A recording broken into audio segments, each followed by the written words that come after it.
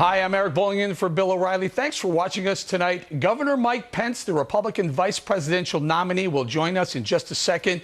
And there are many big developments in the presidential campaign to talk with him about, beginning with an Associated Press investigation finding that more than half the private individuals Hillary Clinton met with as Secretary of State were donors to the Clinton Foundation.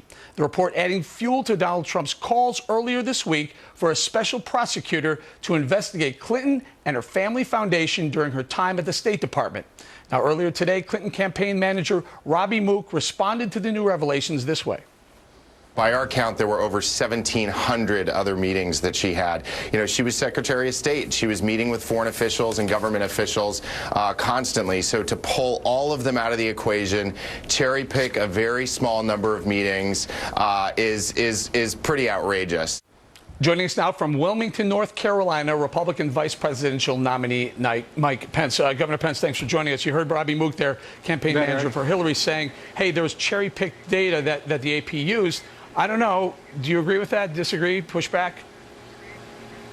It really is extraordinary, Eric, that this cascade of controversies and new emails coming out each and every day are continuing to give further and further evidence of a direct connection between foreign contributors and corporate contributors to the Clinton Foundation and access and special favors granted by the State Department. I mean, Donald Trump and I have made it clear that this evidence cries out for action. The Clintons should immediately shut down the Clinton Foundation, not just if she gets elected president. And frankly, the Obama administration should initiate an independent special prosecutor immediately to get to the bottom of what's been going on. I mean, this is really remarkable. Now, the Clintons have actually admitted that there would be a conflict of interest if she became president of the United States, to them accepting foreign contributions to the Clinton Foundation. But apparently, Eric, there was no conflict of interest when Hillary Clinton was the Secretary of State of the United States, involved in and directing all of America's diplomatic efforts. It makes no sense. No one is above the law. The American people have a right to know the answers and to know what was going on here. And Donald Trump and I are calling for immediate action by the administration to create an independent special prosecutor, and that would be the right thing for them to do. Governor, why do you think there's not much of an appetite by the Obama administration and his Department of Justice to, in fact, appoint a special prosecutor? Well, we've just seen a course of conduct here. It was a couple of weeks ago that the latest tranche of emails came out that for the first time seemed to establish a direct connection between foreign contributors to the Clinton Foundation and access and favors by the State Department. And a day later, you remember, Eric, we found out that the FBI had actually wanted to initiate a public corruption investigation into the Clinton Foundation, but was shut down by other officials in the Justice Department or in the administration. That's exactly what the special prosecutor statute is for. If the FBI is unable to take action on this, then that's what you appoint an independent special prosecutor for. That's what Donald Trump and I are calling on, and I think millions of Americans would support that call, and we'll see if the president's willing to take the action. Yeah, you know, President Obama early on, when he appointed or asked Hillary Clinton to join his State Department, said, we want you to keep the Clinton Foundation business separate from the State Department business. Doesn't seem like they did that very well, did they?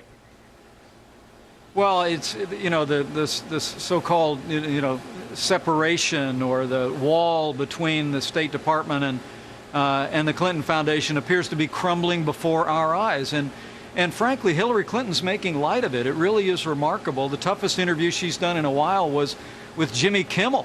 And she joked that her emails were boring. But, Eric, this is no laughing matter.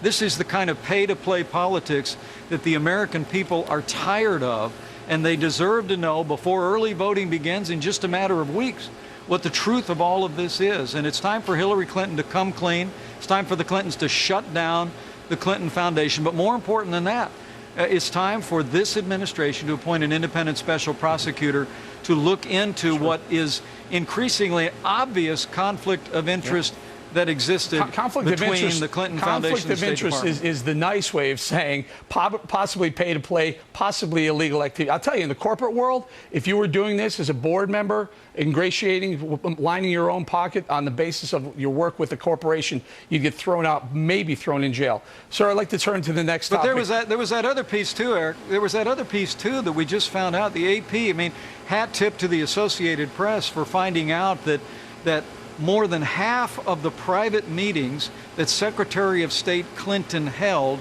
during her tenure as America's top diplomat were with individuals who had contributed, and interests that had contributed more than $150 million to the Clinton Foundation. I mean, that is just breathtaking, because you have to remember, your viewers need to remember, you know, foreigners cannot contribute to the American political process.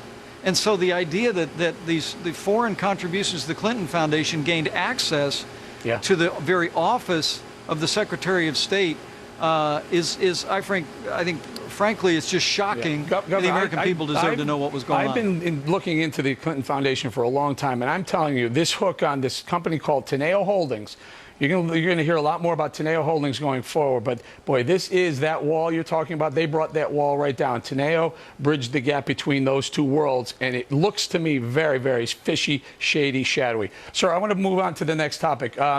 Your campaign, Donald Trump has been on the campaign trail courting the African-American vote and the Hispanic vote. Let's take a listen.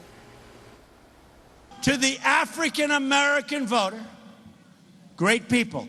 To the Hispanic voter, who have been absolutely treated terribly, I say, what do you have to lose? What? I will fix it. I'll be able to make sure that when you walk down the street in your inner city or wherever you are, you're not going to be shot. Your child isn't going to be shot. Okay, Governor, what are you going for? What number are you looking for? I think you're polling somewhere around 8% of the black vote, somewhere around 22% Hispanic vote. What number do you need?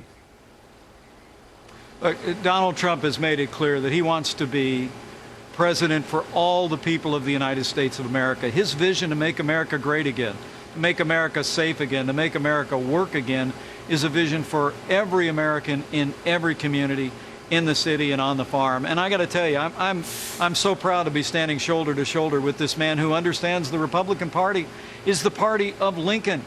Abraham Lincoln, you know, led America through that great trial of the Civil War and ended slavery once and for all. It was Abraham Lincoln who championed the end of the abomination of slavery, and our party, I believe our party has to continue, as my hero Jack Kemp used to say, continue to reach out with that opportunity vision to every American. I mean, whether it's African Americans or Hispanic Americans, everybody wants safe streets, they want good schools, they want more jobs, and Donald Trump and I are going to fight to bring that to every community. There was a marked pivot, maybe about a week and a half, 2 weeks ago, where he turned it to focus to African Americans and Hispanics, maybe with this somewhat of a softening position on immigration.